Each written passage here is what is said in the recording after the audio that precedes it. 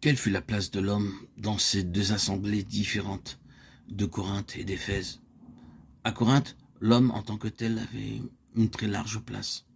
L'apôtre déclare: pour moi, frère, ce n'est pas comme à des hommes spirituels que j'ai pu vous parler, mais comme à des hommes charnels, comme à des enfants en Christ. En effet, puisqu'il y a parmi vous de la jalousie et des disputes, n'êtes-vous pas charnels, ne marchez-vous pas selon l'homme? Quand l'un dit: moi je suis de Paul, et un autre: moi d'Apollos, n'êtes-vous pas des hommes? 1 Corinthiens 3, 1, 3, 4. N'est-ce pas l'homme en tant que tel qui est beaucoup trop en vue? L'homme entré dans le champ visuel et obscurcissait Christ. Tout au long de cette lettre, des éléments naturels dans l'homme sont mentionnés, en tout aspect, quel que soit le point que vous considérez du terrible problème qui engageait l'apôtre. Vous touchez quelques expressions de l'homme en lui-même, une dispute par exemple, bien que nous ne sachions pas exactement de quoi il s'agissait. Mais deux croyants, membres de la même assemblée, ont peut-être été dans la même transaction commerciale et quelque chose ne fut pas régulier là-dessus. Il y a eu un sérieux différend au point que l'un d'entre eux a dit: bien, j'apporterai cette chose en justice et cette affaire sera réglée de manière judiciaire.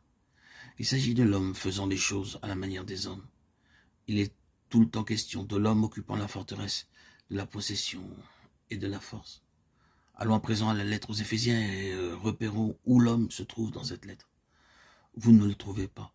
Mais nous y trouvons l'homme nouveau, celui-là dont nous sommes exhortés à nous revêtir, Éphésiens 4, 24. Le vieil homme a fait place à l'homme nouveau. Ce que nous voyons maintenant n'est pas l'individu se mettant en avant, mais bien plutôt l'individu fonctionnant correctement au sein de l'homme nouveau corporatif. Il n'est plus question d'un nombre d'individus séparés, pensant chacun à ses propres intérêts, mais ici, tout cet individualisme s'est perdu dans l'unique collectivité et relativité de l'homme nouveau. Vous pouvez presque les voir croître en lui, jusqu'à ce que nous soyons tous parvenus à l'unité de la foi et de la connaissance du Fils de Dieu, à l'état d'homme fait à la mesure de la stature parfaite de Christ. Éphésiens 4, 13. Le mot homme est la clé de la situation dans ces deux lettres. Comment? Si vous nous permettez d'entrer, l'état sera celui que vous trouvez à Corinthe. S'il est expulsé, la perspective d'avenir et la position d'Éphèse. Cela est l'œuvre de la croix.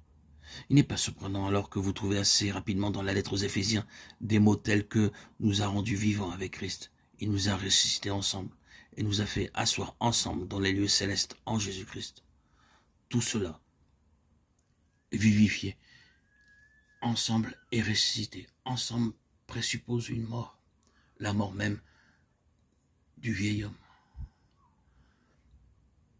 de l'homme, par nature, l'homme charnel.